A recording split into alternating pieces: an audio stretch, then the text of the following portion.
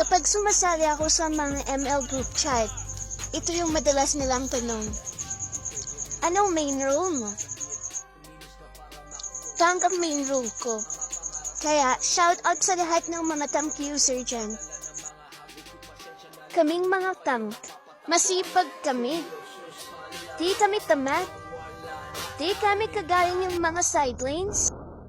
Nag-aantay lang ng dalaw palagi. Yun ang nagsaseparate sa ating dalawa. Pag di nadalawan, iiyak ka agad at magta-trash talk at sasabihin walang kwentang tang. Kaya kung ikaw tamad ka, wag niyo na kami trash talkin. Don't even fucking dare to fucking talk to me, bro. Di tayo parehas. Nagpapakahirap kami dito mag-chat ng mga bushes at